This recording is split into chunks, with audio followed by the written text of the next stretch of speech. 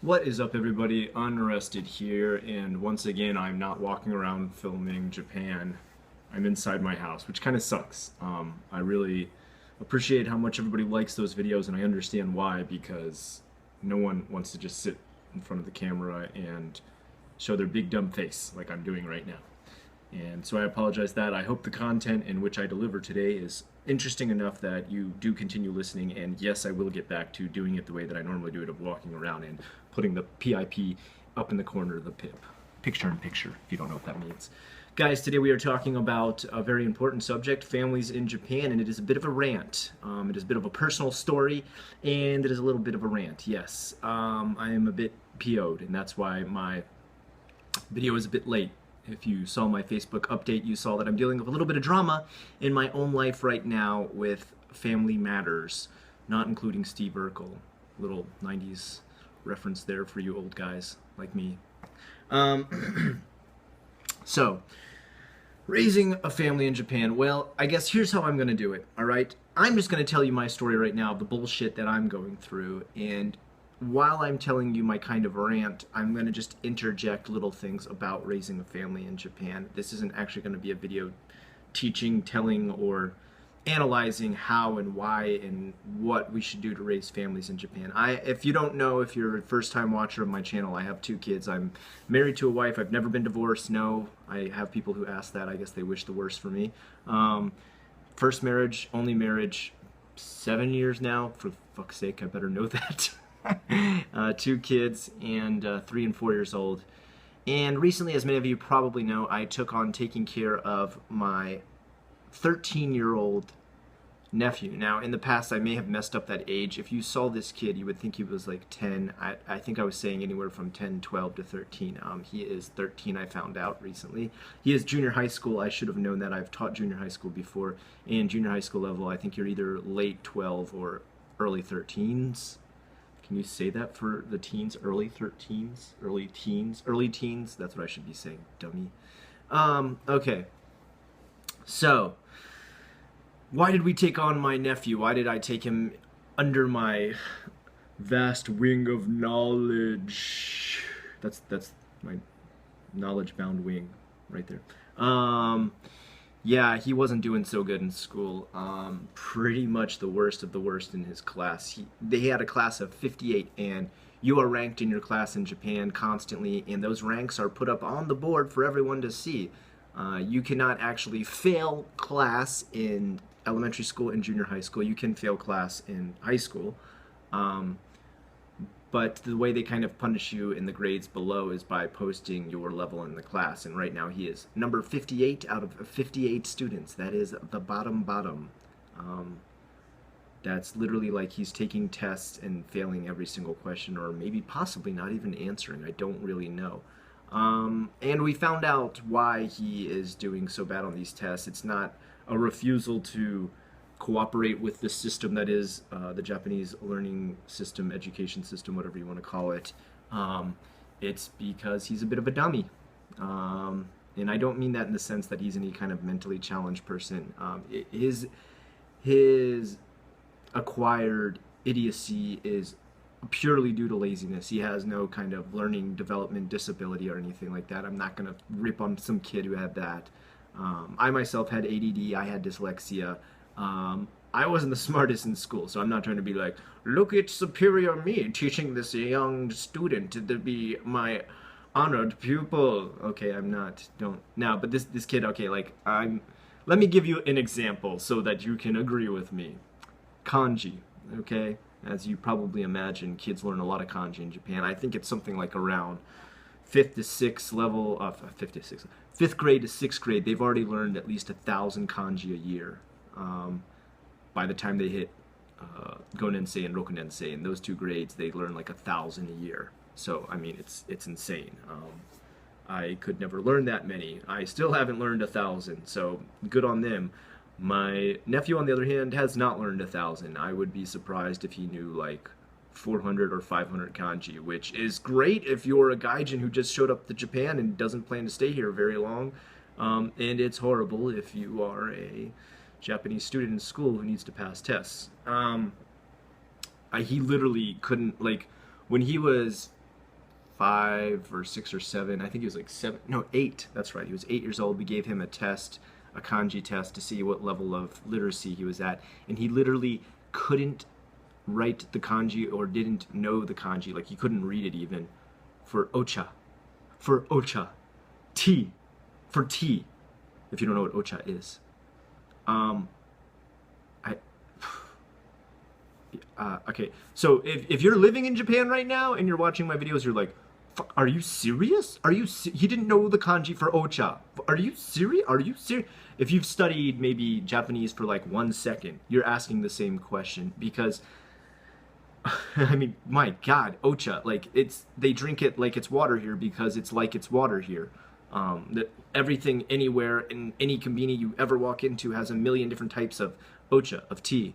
And every single one of those bottles that you would pick up and grab would have the symbol on it. I mean, my God, I could write it with my eyes closed. I'm pretty sure I'm not joking. But he couldn't read the kanji for ocha. Wow. Wow. Yeah, it was that bad. And I mean, still it's to a point where like he literally can't read any of his social study books. He can't read any of his science books because he just never studied. And the reason he never studied is because he has a neglectful mother, who we're going to talk about more in this one. I'm not going to mention any names, of course. Of course, you understand what her relationship would be to me. She would be my sister-in-law because he is my nephew. And she is ultra neglectful. She hasn't taken care of anything as far as his study, learning, life, manners, social interactions with people, etc. For the most part, he is a pretty nice boy. He's a pretty nice kid. He's not super rude. If he is rude or has bad manners, it's because he just wasn't taught something. It's completely out of ignorance is bliss rather than being, you know, rude just to be an asshole. So I got to give him that. Good kid otherwise. He definitely listens to us when he stayed at our house. I'm probably the strictest guy he's ever met in his life, so he's, I mean, way too scared to ever disobey my rules. Let me just say that of this day and age, strict parents in America are far, far stricter than parents in Japan, but they still have the same type of monster parents, the same type of helicopter parents, the same type of neglectful parents in both countries. That's the shame, really, and this is one of those situations with the neglectful parent. The dad's not in the picture anymore. It's just the mom taking care of him, and she doesn't take care of him at all. He never, I mean, okay, to give you an example of some simple life lessons he never learned how to do, he doesn't know how to open a quart of milk by himself. He doesn't understand that you look for the arrow. I mean, in Japan, whether you speak English or Japanese, you still have the arrow pointing to which side that you pull the two parts open and push it back. He doesn't understand that. When he was like 8 or 9, I remember he couldn't open a Coke can because everybody had always opened a Coke can for him, like a soda can, like the pop top, like, you know, like he didn't know how to open that. He didn't know how to open that, man. Like, do you remember when you knew how to open that shit? Like, do you remember? Like, I remember like taking sodas out of the refrigerator when I was like 4 and like ripping that thing open myself because I wanted to drink some sweet nectar of the gods. It blew my mind. It blew my mind. And this is what happens. He lives with his grandmother and his mom, who is my sister-in-law. I don't want to say he lives with his sister-in-law. He lives with his mom and his grandmother, and these are 2 women. Mind you, the grandmother's very nice, but they've taken care of too much for him. Instead of trying to teach him and go through the frustration, which sometimes teaching can be very frustrating. It can, yes, I understand that. I have 2 kids and I've worked as a teacher for a long time. I understand the frustrations of teaching. And, you know, you could kind of shrug these off, I guess, if you wanted to be a horrible parent, but you end up with a horribly educated kid as well as the result.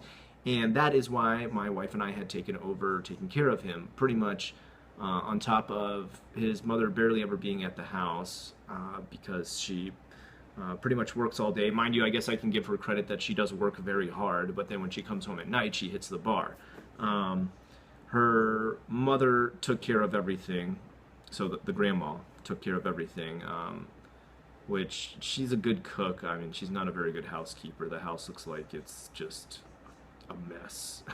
It's just a mess. She like never learned how to be a housewife. Let me just tell you something about housewives in Japan, and I'm sure this goes for America too.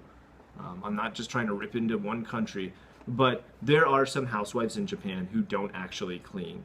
Like maybe they're really good at cooking, but they refuse to clean the house. And why that is, I do not understand. Why you wouldn't make a woman like that get a job, I don't understand. If you can't do the job that you're given, which is being a housewife, that is a job. I do consider it a job. I don't think that that's just staying at home being lazy. But for some it is. And since they have no boss other than their husband, who I suppose would rather have a messy house than get divorced,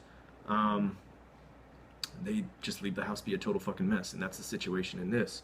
The house is a pigsty, and that leads to more disorder in the kid's life as well. That leads to more neglect. I can assure you, if somebody's house looks insanely messy, there's some sort of neglect going on there. I'm not saying it's necessarily only with kids. It might be other aspects of life, but there's definitely some sort of instability and neglect going on. And I'm not talking like a little bit messy, like things are misplaced, like you've got some, things here or there. I'm talking like bordering on possibly being shown on the show Hoarders. Like messy. That's what I'm talking, okay? Nothing wrong with a little bit of mess at your house, dude. I have 2 kids. I understand how chaotic it can get. Okay, so we're taking care of him. We talked to his mom because his grandmother's going in for surgery, for hip surgery. She's going to be in there for 2 months. And she asked, can you take care of my son for 2 months? My wife and I talk it over. We realize how hard this is going to be because our own sons have stuff to study for kindergarten. Yes, they do. And Juku, which is cram school, if you don't know what that is. And we're like, you know what, so what, we're still going to do it. He's our nephew. We care about him. He's a good kid, even if he doesn't do good in school. And we need to give him a chance because no one really has. No one's really, made an effort to really teach him what he needs to learn. So we do that. We take him on. We specify our rules. We let him know the rules. He actually follows the rules for the most part. He tried to get away with some shit at the beginning, like forging teachers' signatures like I used to do when I was a kid. See, the only thing is, I was an artist, so I could forge people's signatures really well.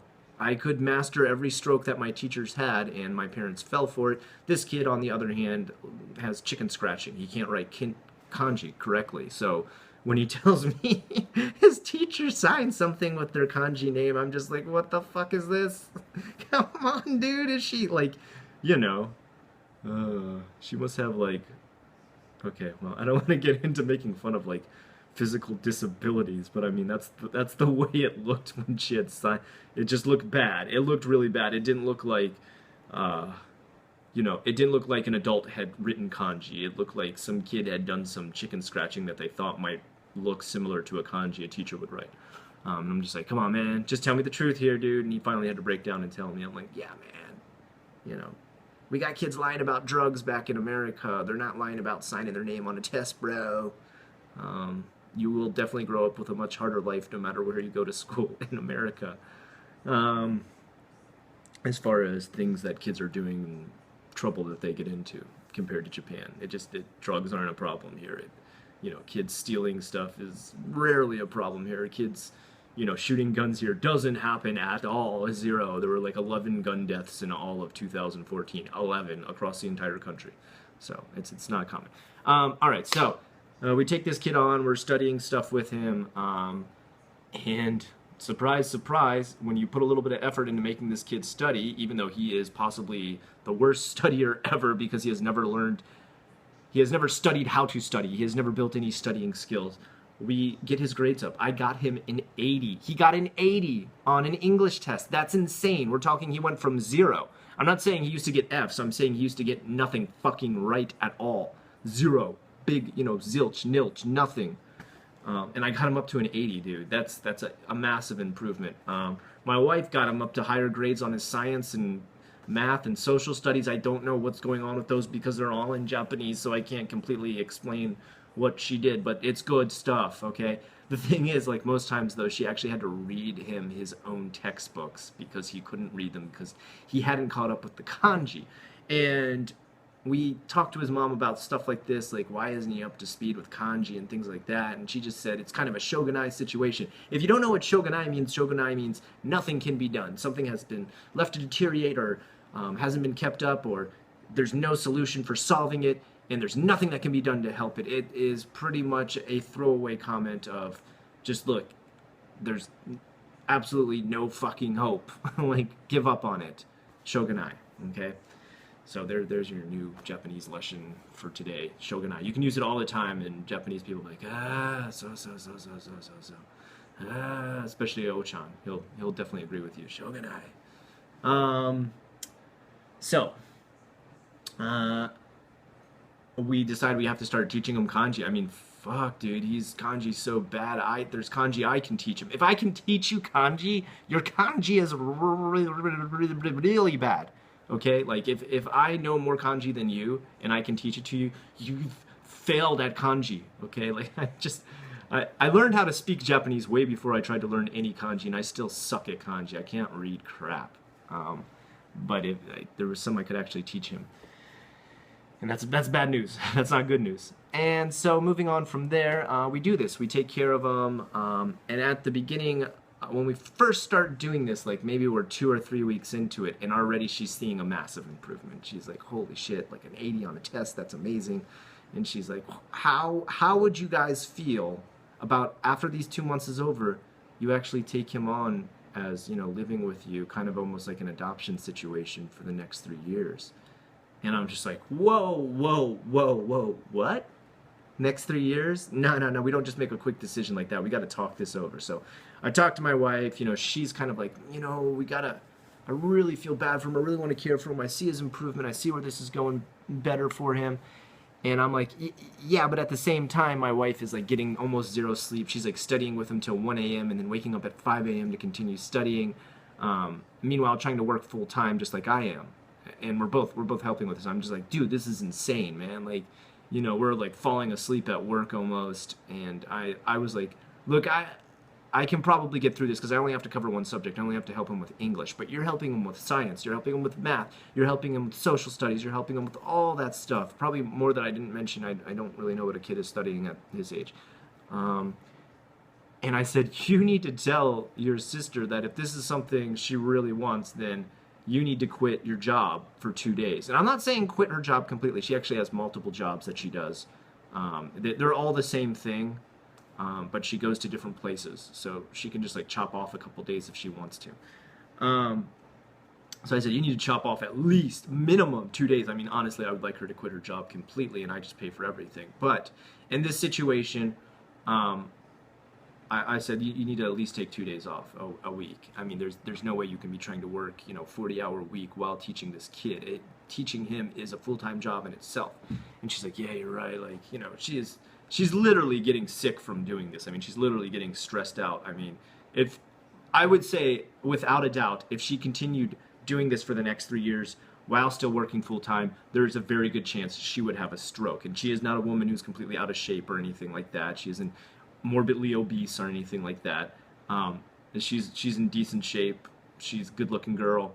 But I have seen people here in Japan who are skinny, fit, in really good shape, have a stroke because their job works them too hard. It does happen. It's death by overwork.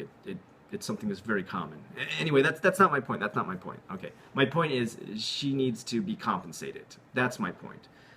She needs to be compensated for doing this kind of work. And so her sister, I don't want to say exactly what she is or what she does, or, you know, I'm not going to mention it here. I said it on my Facebook, so go check it out there if you want to find out. But she's well-to-do, let's put it that way. She's well-to-do. Like, money is not a problem. Like, money is really not a problem, or I wouldn't suggest this at all. So I said, you need to tell her she needs to supplement your income, or at the very least, you know, have everybody covered by insurance.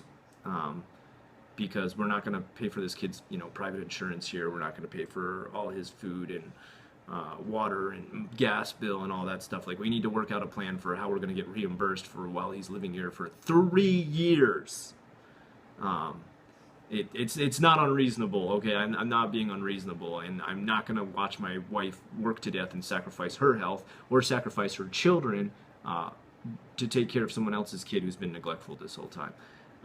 You know, as much as I care for that kid, as much as I think he's a good kid, I'm not going to sacrifice us first. When it comes to raising your family in any country, I think you should definitely look out for your own family first If all the bowls are filled up with food, then you can look into your neighbor's bowl and make sure that one's filled too.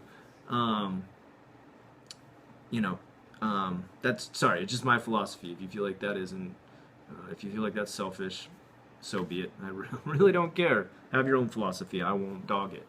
Um, so we kind of have our own little family meeting. Decide, yeah, that's probably the best idea. We tell her our idea, and she's like, ah, okay, okay.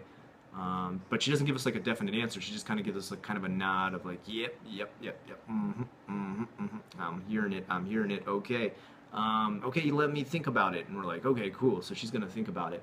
So we continue on with this. Grades are getting better and stuff. He's doing better in school. He's coming home on time. He's not skipping JUCO, which is cram school. He's not trying to skip school. We're on his tail all the time. At the same time, he's starting to actually like love this strictness. Like it's giving him discipline. Like he's getting all his work done to the point that he actually has time to play video games afterwards and feel good about it. He's not skipping out on homework, and he told us this kind of stuff. So we're getting halfway through that 2 months. We call her up again. We're like, so, got one more month left here. Did you come to a decision yet? And she's like, whoa, whoa, whoa, don't rush me. Like, give me some time to think about it. This is a big decision. And I'm like, oh, all right, all right. Well, I mean, let me just tell you this then, okay? I don't want to push you. I don't want to rush you. But I am going to tell you that the original plan was 2 months. And when that 2 months ends, I'm sending your kid back home if you don't make a decision, okay? I'm just being fucking real with you. And she's all like, yeah, I know, don't worry. I mean, I'll make a decision by then. God. So, all right, okay, cool. So we're getting up just a couple, like 1 week ago now. We just hit the end of the 2 months.